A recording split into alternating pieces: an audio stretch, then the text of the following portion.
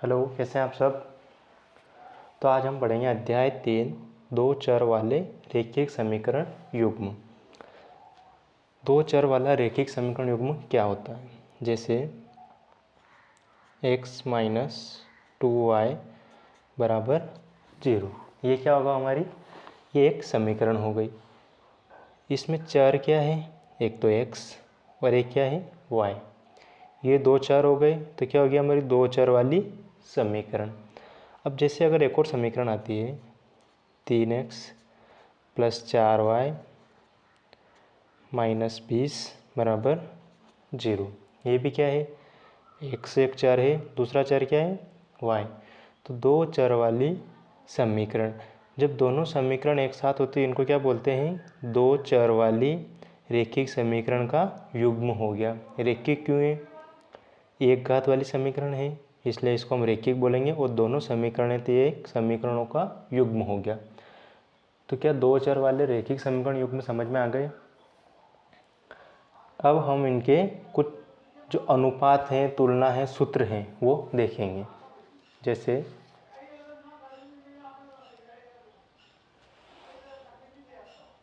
ये क्या एक रेखा युग्म रहेंगे। जैसे x माइनस 2y बराबर 0, कोई भी एक समीकरण है। दूसरी समीकरण है 3x प्लस 4y माइनस 20 बराबर 0। अब हम इन समीकरणों की तुलना करेंगे। किससे करेंगे, a1 अपान a2, b1 अपान b2 और c1 अपान c2। इनसे ही क्यों तुलना कर रहे हैं, जैसे मान लीजिए जैसे ये समीकरण है, ऐसी एक समीकरण क्या होगी, a1x plus b1y plus c1 बराबर 0। दूसरी क्या हो सकती है, ये a1 आ गया तो अब a2x plus b2y plus c2 बराबर 0। ये इनसे हम तुलना करेंगे। और समीकरण का जो व्यापक रूप क्या होता है हमारा, ax plus by plus c बराबर 0। ये हमारा समीकरण का व्यापक रूप होता है, ax plus by plus c बराबर 0। अब यहाँ पे दो समीकरण हैं तो हमने इनको a1x b1y प्लस c1 नाम दे दिया, इसको a2x b2y प्लस c2 बराबर 0 दे दिया। जब हम इसकी तुलना करेंगे तो इस समीकरण की इस समीकरण से करने पे इसमें a1 का मान कितना आएगा, यहाँ से 1, b1 का मान -2 और c1 क्या है इस समीकरण में 0। सेम ऐसे ही दूसरी समीकरण में a2 का मान कितना है 3, b2 का 4 और c2 का मान कितना है -20। क्या हम तुलना क्यों कर रहे हैं, समझ में आ गया। अब आगे हम क्या करेंगे, इनकी अनुपात जो निकलेंगे a1 अपान a2, फिर b1 अपान b2 और c1 अपान c2, ये निकालेंगे। फिर इन अनुपातों की तुलना करके देखेंगे कि इनमें कौन सा बराबर है कौन सा नहीं है। फिर इन रेखाओं की देखेंगे प्रतिच्छेदी है, समांतर है या समपाती है। तो देखते हैं। ये हमारा रेखा युग्म मैंने बताया आपको। अब इस समीकरण में a1 अपान a2 क्या होगा, a1 का मान 1 हो गया, a2 का मान 3, 1/3। ऐसे b1 अपान b2 है तो b1 का मान कितना होगा -2, b2 का मान 4, तो ये क्या हो गया -2/4। इसमें c1 का मान कितना है 0, c2 का मान -20। यहाँ तक समझ में आया। अब अनुपातों की तुलना करेंगे। जैसे हम इसकी तुलना करेंगे तो a1 अपान a2 बराबर नहीं है b1 अपान b2, ये 1/3 है, -2/4 के बराबर नहीं है, तो a1 अपान a2 बराबर नहीं है b1 अपान b2। जब इनकी तुलना करेंगे ये बराबर नहीं है तो इनका जो हम ग्राफ बनाएंगे वो ग्राफीय निरूपण कैसा होगा, प्रतिच्छेदी करती हुई रेखाएं आएंगी। जब हम इनका ग्राफ बनाएंगे तो क्या होगा, इस प्रकार से दो रेखाएं प्रतिच्छेद करेगी। तो आप समझ गए, जब बराबर नहीं है तो ग्राफीय निरूपण कैसा होगा, प्रतिच्छेदी रेखाएं। बीज गणितीय निरूपण देखेंगे तो जब प्रतिच्छेदी रेखाएं आएगी तो केवल एक हल हो गया, इसी को क्या कहते हैं हम, अद्वितीय। अब अगला जो प्रश्न बनता है हमारा इसमें कि रैखिक समीकरण का जो युग्म है वो संगत है या असंगत। जो प्रतिच्छेदी रेखाएं होगी उनका बीजगणितीय निरूपण क्या होगा, केवल एक हल और अद्वितीय। और वो कैसी रैखिक समीकरण होगी, संगत युग्म वाली। यहाँ तक समझ में आया आपको। अगली दो समीकरण और लेते हैं हम।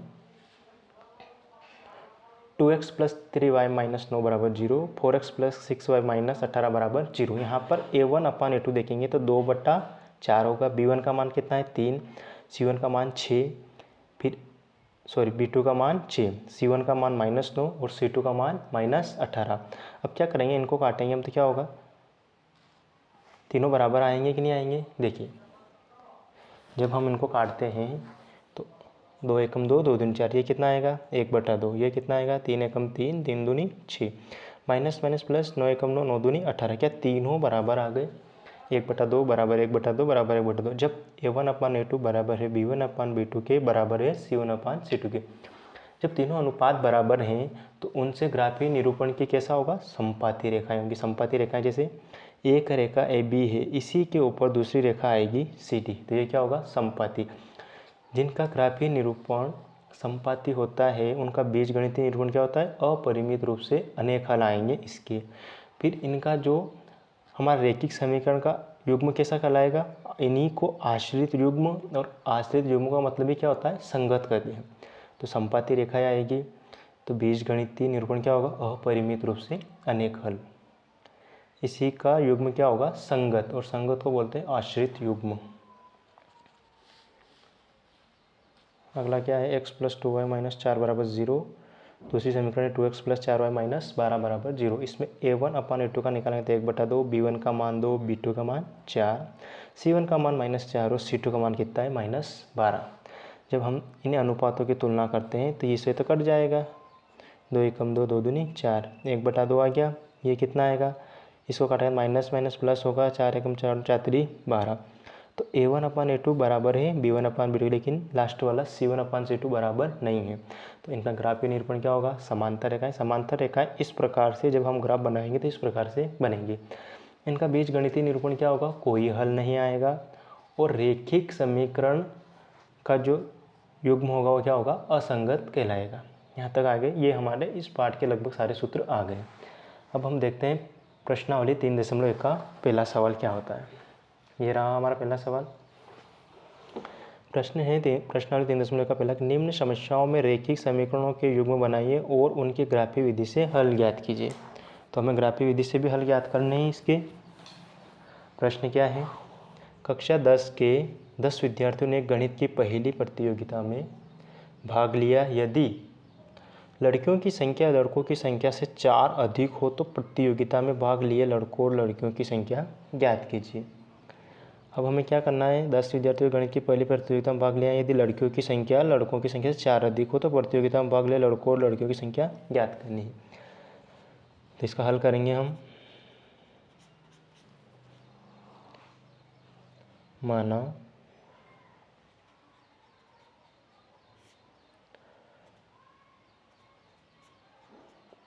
कुल लड़कों की संख्या कितनी मानी हमने, x, और लड़कियों की संख्या लेंगे हम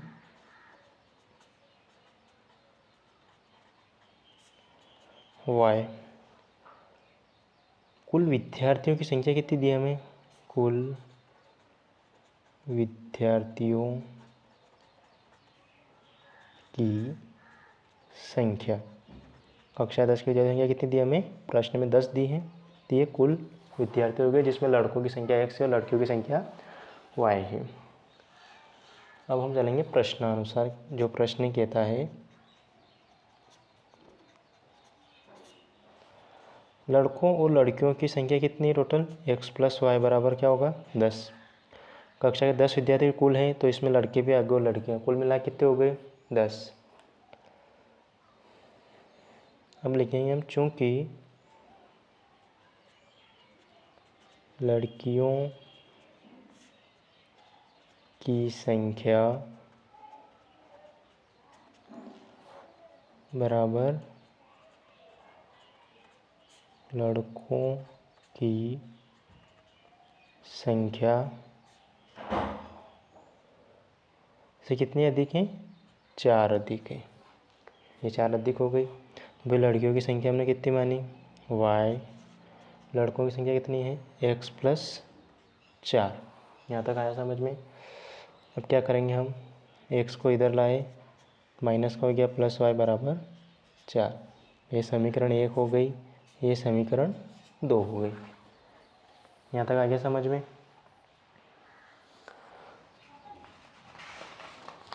तो इस प्रकार हमारा जो समीकरण युग्म आएगा वो क्या आएगा,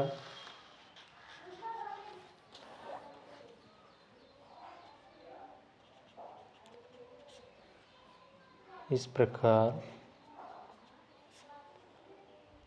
अभीष्ट रैखिक समीकरण युग्म है x + y बराबर 10 और -x + y बराबर 4। यहाँ तक आ गया आपको। अब हम क्या करेंगे, जब हमें ग्राफीय निरूपण करना है तो समीकरण 1 से y का मान निकालेंगे तो क्या होगा 10 - x। y का हम ग्राफ बनाएंगे तो एक से इधर जाएगा 10 - x, और समीकरण 2 से y बराबर निकालेंगे तो क्या आएगा 4 + x या x + 4, इस प्रकार बनेगा। अब यहाँ से हम ग्राफ के निरूपण करेंगे। ग्राफ के निरूपण के लिए हमें दो बिंदुओं की आवश्यकता होती है तब ग्राफ बनता है। तो हम क्या करेंगे, इस समीकरण में x का मान जो हमारी इच्छा हो वो रखते जाएंगे, उससे y का मान आएगा तो दो बिंदु इसमें बन जाएंगे। इसमें भी x का मान रखेंगे, कम से कम हम 3 बिंदु निकालेंगे। कैसे निकालेंगे ग्राफ का निरूपण, ये देखिए।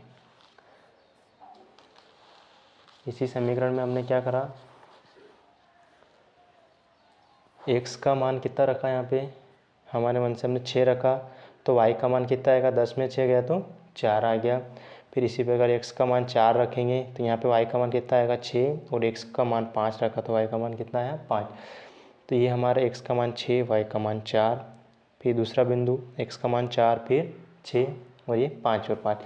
इसी प्रकार हम समीकरण 2 में भी x का मान रखेंगे। जैसे मान लीजिए इसमें समीकरण में हमने x का मान 0 रख दिया तो y का मान कितना आ गया 4। फिर x का मान 1 रखा तो y का मान 5, और x का मान अगर हम 2 रखेंगे तो 4 और 2 6। ये हमारे बिंदु बन गए। अब हम इन बिंदुओं से ग्राफ के निरूपण करेंगे। ये रहा हमारा ग्राफ पूरा। इधर आएगी 0 से प्लस वाली संख्या, यहाँ 0 से लेके माइनस तक। ऊपर हमने 0 से लगा के प्लस की संख्या लिखी और नीचे माइनस की। सबसे पहले हम देखेंगे जो हमारे समीकरण है बिंदु, इसके क्या आए थे 6 4 4 छोड़ 5 और 5। तो x का मान 6 और y का मान 4। x का मान कहाँ आएगा, इस वाले समीकरण पे 6, y का मान 4। तो ये कहाँ मिल रहा है, यहाँ पे एक बिंदु यहाँ आ गया। दूसरा है हमारा बिंदु 4 और 6, x का मान 4 y का मान 6 मिला बिंदु। दूसरा है 5 और 5, तो ये वाला भी 5 ये वाला 5 यहाँ मिल गया। इन तीनों बिंदुओं को मिलाया तो एक रेखा बन गई L1। इसी प्रकार दूसरे बिंदु लिए हमने, पहला है इसमें 0 और 4, तो x का मान 0 और y का मान 4 यहाँ मिलेगा। दूसरा बिंदु क्या है, x का मान 1 यानी ये वाला और y का मान 5।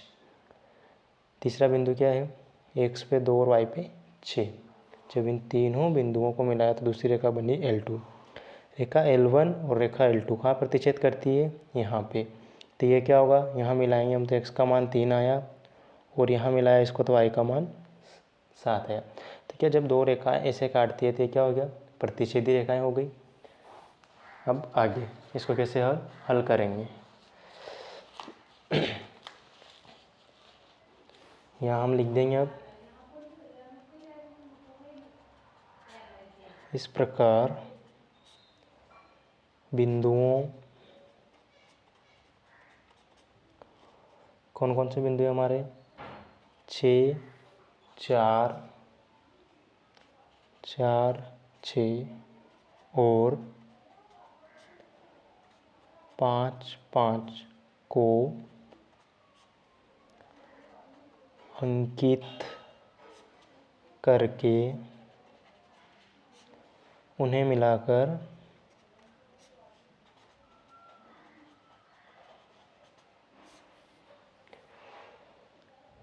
रेखा L1 बनाई हमने, और बिंदुओं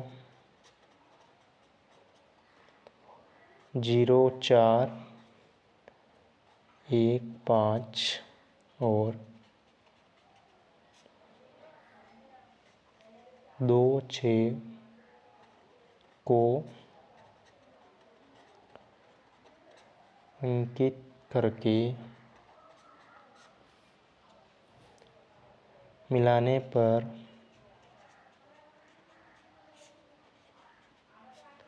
रेखा L2 दूसरी प्राप्त होती है हमें।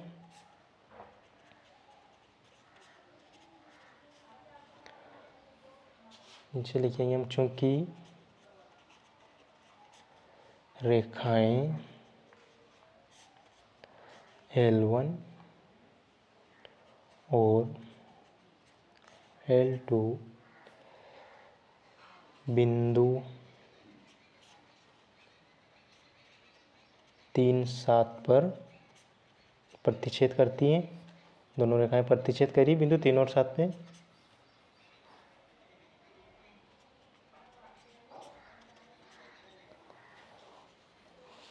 जब प्रतिच्छेद करती हैं तो इसलिए x बराबर कितना है 3 और y बराबर 7। तो लड़कों की संख्या कितनी आ गई, लड़कों की संख्या में रही 3 और लड़कियों की संख्या रहेगी 7। ये हमारा क्या होगा, इसका अभिष्ट हल होगा। यहाँ तक आ गया आपको सवाल समझ में? तो आगे के सवाल हम अगली क्लास में करें। ठीक है, थैंक यू। और चैनल को सब्सक्राइब और लाइक ज़रूर करें।